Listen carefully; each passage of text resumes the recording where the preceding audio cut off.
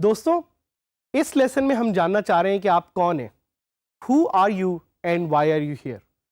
आप लोगों को सुन के ये हैरानी होगी कि ये क्वेश्चन आज भी मेरे पेरेंट्स मुझसे पूछते हैं कि बेटा हो कौन और करते क्या हो।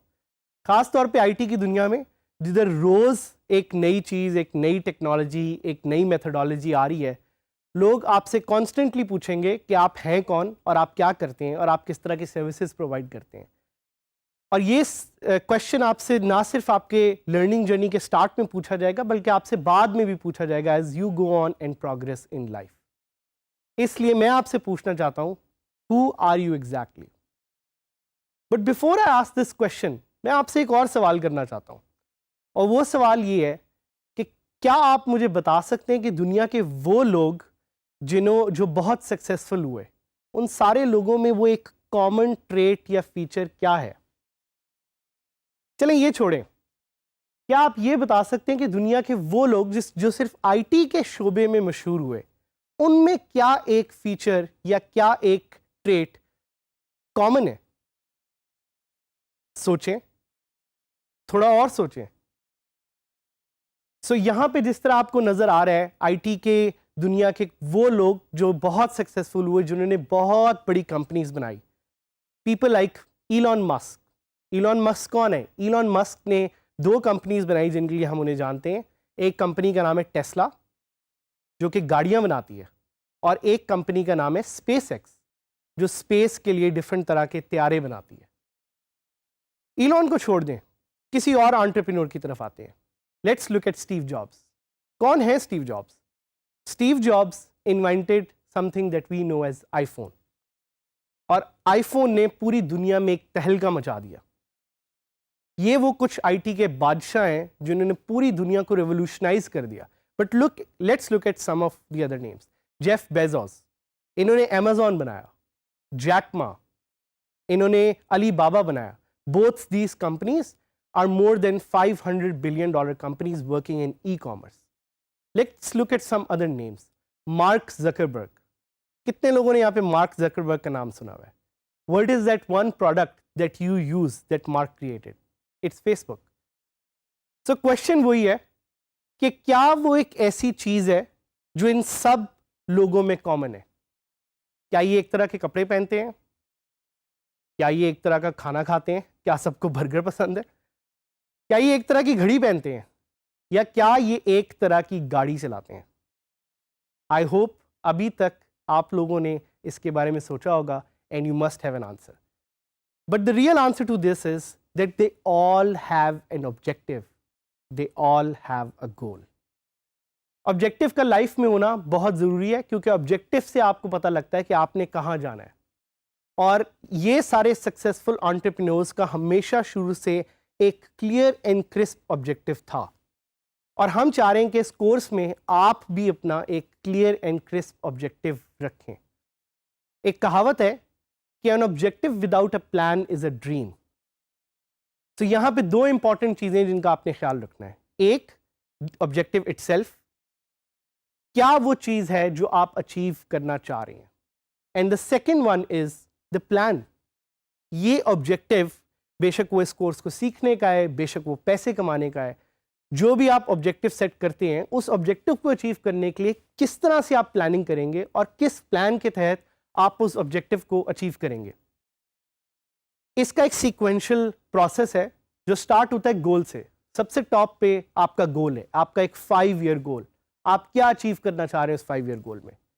Then comes the objective part, कि आप उस गोल को अचीव करने के लिए अपना एक क्या ऑब्जेक्टिव सेट करेंगे। इसके बारे में सोचना बहुत जरूरी है।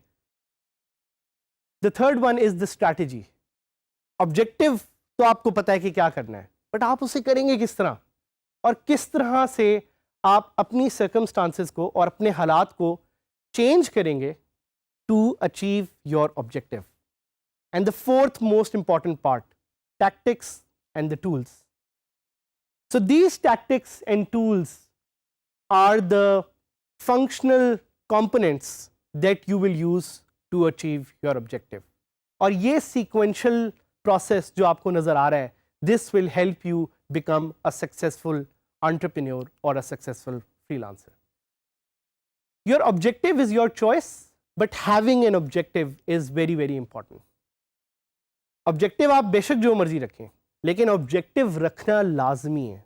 इसकी एक सिंपल सी एग्जांपल लेंगे कि अगर आप अपने घर से बाहर निकलते हैं और आप डिसाइड करते हैं कि आज शहर की तरफ आप जाएंगे, बेशक गाड़ी में जाएंगे, बेशक आप अपनी मर्सिडीज़ में जाएंगे या मेहरान में जाएंगे या बेशक किसी मोटरसाइकिल पे जाएंगे, आपको पता होना चाहिए कि आपने जाना कहाँ है. उसके लिए आप एक रोड चूज़ करेंगे, वो आप पे है, वो आपकी स्ट्रैटेजी है, लेकिन आपको लाजमी पता होना चाहिए कि आपने जाना कहाँ है. ये नहीं हो सकता कि आप जाके अपनी गाड़ी में बैठें या अपने मोटरसाइकिल पे बैठें और फिर सोचें कि ओह मुझे तो पता ही नहीं मैंने जाना कहाँ है. That's why having an objective is crucial. इसीलिए ये भी कहा जाता है कि your objective will help you know where to grow and where to go. कहाँ जाना है और कितना ग्रो करना है, this is something your objective will help you with. मैं आपसे एक छोटी सी एक्टिविटी कराना चाहता हूँ. अपने पास इर्द गिर्द जिधर भी आप ये बैठ के लेसन देख रहे हैं, अगर आपको कोई पेन या पेपर मिलता है तो प्लीज़ उसे उठा लें. चलें, मैं आपको कुछ सेकंड दूंगा जल्दी से ढूंढने के लिए. एंड आई होप अभी तक आपने वो पेन और पेपर ढूंढ लिया. उस पेन और पेपर पे मैं चाहता हूँ आप अपना क्लियर ऑब्जेक्टिव डिफाइन करें कि आप क्या करना चाह रहे हैं इस कोर्स के साथ. हम कुछ टाइप्स ऑफ ऑब्जेक्टिव एक्सप्लोर करते हैं which will help you make a clear objective. So let's say आप ये ऑब्जेक्टिव रखते हैं कि मैं by end of this course या बाय एंड ऑफ 1 ईयर $100,000 कमाना चाहता हूँ या चाहती हूँ. That is a very clear objective. आप अपना गोल कम भी कर सकते हैं, गोल रखना टोटली आप पे है, but as I remind you कि having a goal is very much important. या आप कह सकते हैं कि my objective is to learn WordPress skills. हो सकता है आपका ऑब्जेक्टिव पैसों से रिलेटेड ना हो, लेकिन आपका ऑब्जेक्टिव हो स्किल से रिलेटेड. ये भी एक अच्छा ऑब्जेक्टिव है. आप ये कह सकते हैं कि my objective is to create an e commerce website of my shop. हो सकता है आप कोई शॉप ओन करते हैं जिसकी आप एक ऑनलाइन ई कॉमर्स वेबसाइट बनाना चाह रहे हैं यूजिंग वर्डप्रेस. ये भी एक अच्छा ऑब्जेक्टिव है. Having an objective is very important. But before you set your objective, know your self. Knowing your self is very important and very crucial. क्योंकि जब तक आप अपने आप को नहीं जानते होंगे, आप सही तरह से ये ऑब्जेक्टिव अपना सेट नहीं कर सकते होंगे.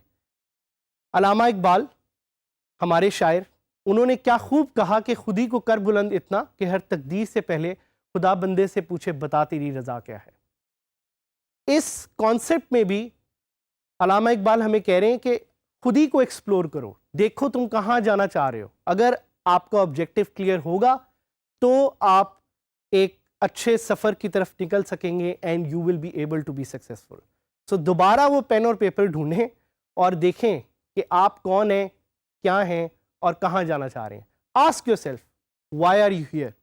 आप इधर क्यों हैं, क्यों ये कोर्स सीखने आए हैं, क्या मिलेगा आपको इस कोर्स से. Identify yourself. Are you a student. क्या आप एक स्टूडेंट हैं, क्या आप एक हाउसवाइफ हैं. अपने सर्कमस्टांसेस को जानना, अपने सर्कमस्टांसेस को अंडरस्टैंड करना बहुत ज़रूरी है. Are you someone who seeking a job. क्या आप यहाँ पे इसलिए आए हैं क्योंकि आप एक जॉब ढूंढना चाह रहे हैं. और do you want to learn new skills. ये भी आप पे है कि आप किस तरह का ऑब्जेक्टिव अपने लिए रखते हैं और किस तरह की सिमत में वो आपको लेके जाएगा. एक कॉन्सेप्ट मैं आपको बताना चाहूँगा, जापानीज कॉन्सेप्ट है जिसमें 4 क्वेश्चंस आप अपने आप से पूछ सकते हैं to set your objective. 1 is what do you love. आपको क्या पसंद है, पेन और पेपर पे ये लिखें. What are you good at. क्या एक ऐसी स्किल है या चीज़ है जिसका आपको शौक है, जो आप करना चाहते हैं. What do you need right now. क्या चीज़ें आपको चाहिए अपने आप को सक्सेसफुल करने के लिए. And the 4th and final question, what can you be paid for. आप अपनी सारी स्किल्स, अपनी ये सारी चीज़ें जो आप सीख रहे हैं, इनसे कैसे पैसे बना सकते हैं. ये जापानीज़ कॉन्सेप्ट है इकिगाई. इसको प्लीज़ जाके सर्च करें, इस पर थोड़ा सा रिफ्लेक्ट करें और हमारे फेसबुक ग्रुप डिजिटल स्किल्स के उधर जाके इसके बारे में पोस्ट करें. So a summary of this whole lesson is कि अपने आप को जानें, देखें आप यहाँ पे क्यों आए और अपना ऑब्जेक्टिव क्लियर और सिंपल सेट करें, so you can become a successful freelancer and entrepreneur.